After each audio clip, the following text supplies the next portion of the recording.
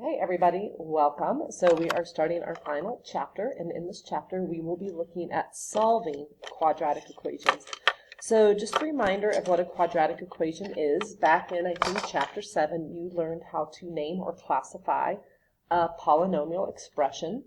We gave it a first name like linear, there was quadratic, there was cubic, quartic, and then we gave it a last name like monomial, binomial, trinomial.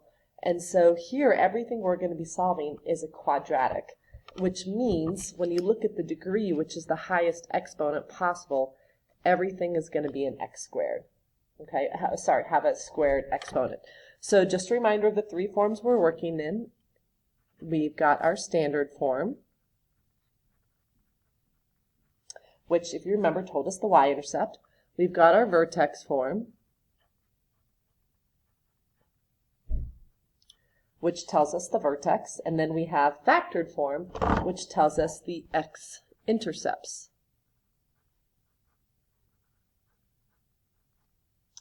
So depending on which form we're going to be working with in this particular chapter, we'll have a certain way to solve. So first, what does it mean to solve? It just says, so first of all, in most cases, not all cases, but in most cases, the solutions to a quadratic equation are going to be the x values that make y equal 0. And so as you progress through algebra and algebra 2, you're going to see different words, but they all essentially ask for the same thing. So they might, instead of saying, what are the solutions, they might ask, what are the x-intercepts? And the reason why we can also call them the x-intercepts is because all x-intercepts have a y value of equaling 0, which is what I just mentioned here. What are the x values that make your y equal 0? The other thing that they might be called are the zeros, because you're always going for when y is 0. Okay.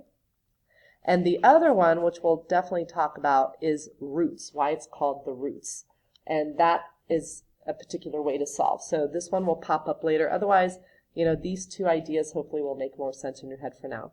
How many solutions are there? Well, there are always two solutions. We're going to kind of group these two sections together.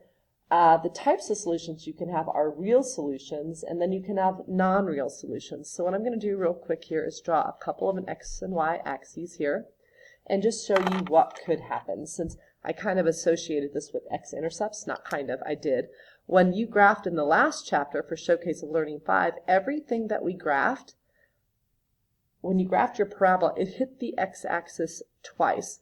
And in something like this, this means there's two real solutions.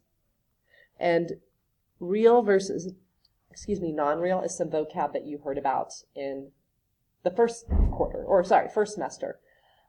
So what we've graphed so far, everything's had two real solutions because it hits the x-axis twice.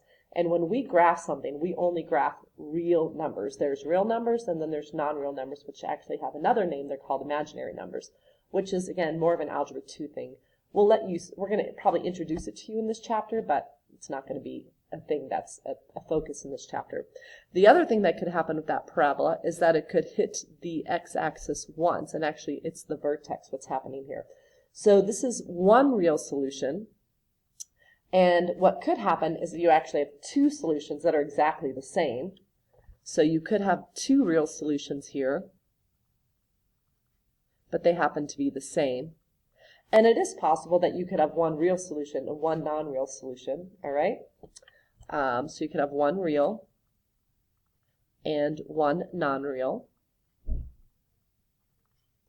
And then finally, what could happen is you have it so it never actually intercepts the x-axis at all. So if it never intercepts the x-axis at all, then this has two non-real. So they're still solutions, they're just non-real solutions. And what we're going to do is when we write our solution, everything will be in the form x equals whatever numbers you get. So let's say your answers are x equals 3 and x equals 5/2.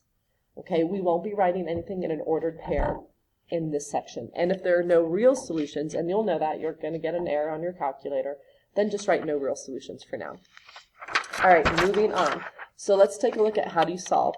So based on the form that you're given, you're going to be solving a couple of different ways. So in this video, we're going to be looking at the zero product property. And then as we progress through, I'll introduce these boxes to you. So the zero product property just means product is the answer to a multiplication problem. So when you want 0 to be the answer of a multiplication problem, then when you multiply two things, because product again is multiplying, then either A has to be 0 to get 0 as an answer, or B has to be 0 to get 0 as an answer, or both can be 0 to get an answer. And so what we're going to do is the two things that we're going to be multiplying are going to be the two factors. So that's why we're going to be looking at factored form. And essentially all you have to do to figure out what number could I put in for x, do all this math to get me 0, is you can take each factor and set them equal to 0. And then it's back to chapter 1 where you just solve. You might have 1 or 2 steps to get x alone. So in this case, what I want to do is what number, if I put it in for x here and here, do all this math, gets me 0.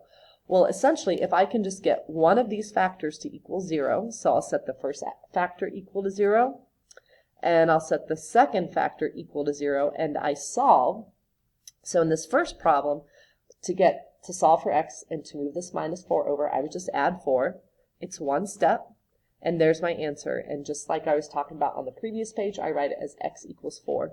In this one, it's actually 2 steps. First, I need to add the 5 over, and then I need to divide by 2. And when I'm done, I can leave it as the fraction, 5 halves. If you really want, although it's more work, you could turn it into the decimal. So the idea is if I take 4 and put it into here or here, and do the math, I should get 0. Or if I put 2.5 into here or here, do the math, I should get 0. So let me just walk through the simpler one to show you that with. So I'm going to put 4 in. I'm going to check my work, check my answer. So putting 4 into here and here, and you'll see that we're about to get 0 because one of these parentheses will become 0. And just like it says up here, if one thing is 0, then your answer is going to be 0. So putting 4 in, so 4 minus 4 times 2 times 4 minus 5 equals 0. So order of operations says that I do my parentheses first. So 4 take away 4 is 0. And in these parentheses, I do my multiplying first. So I get 8, and 8 take away 5 is 3. And remember, factors multiply together. So there's an understood little multiplication sign. And when you take 0 times anything, no matter what this number would be, I would get 0. So sure enough, 4 is the value that will make y equal 0. And also 2.5. I'm just not going to put 2.5 in here. So that's all you have to do here, is you have to set each factor equal to 0 and then solve. And remember, every problem is going to give you 2 answers. So notice I'm just setting these up first. And real quick, what I'm going to do to solve for x is I'm just going to move the 3 over by one step of subtraction. So there's one answer. And in this one, I'm going to add 5 over. This will take 2 steps. And then I'll divide by 4. And I will just leave my answer as 5/4. So in my class when I showed this, I had some students who then wanted to switch the fraction and make it 4/5. It's 5/4. Again, if you want to make a decimal out of it, you can, but you don't need to. So in these two problems, this one will take 2 steps to solve. So I'll add 7, and I'll always move my addition subtraction first, and then my second step will be division. So I'll divide by 3, and so this one is 7/3. Again, you can get the decimal. On this one, it's just one step, so I'm going to add 5 over. And then for this one, I have my 2 answers. So down here, what tends to throw people off is the 2 in front and the -3 in front. And these are factors. 2 is a factor, x minus 4 is a factor, x plus 9 is a factor. But the only factors I'm really worried about are the ones that have x, because I can pick any number for x, put it into this whole problem, and do the math. And so this is a factor I worry about, and this is a factor that I worry about, because I can pick numbers for x, put it in there, do the math. But here I want to pick certain numbers for x that, again, when I do the math, I get 0 as my answer. So when you go to this final factor of 2, nothing's going to make 2 become 0 because it's 2. There's not an x attached to it. So if you see something like this, it's just the factors that have x in there that you need to worry about. So you set those equal to 0, and here one step, add 4 over, one step, subtract 9 over. And then in this case, the only ones I worry about are the factors that have an x in there. So again, one step, add 2 over, one step, subtract 7 over.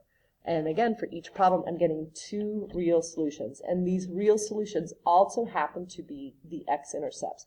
If x is -3, put it in here and do all the math, my y is 0. If x is 5/4, do all the math, my y is 0. So I could write these as an ordered pair, like this.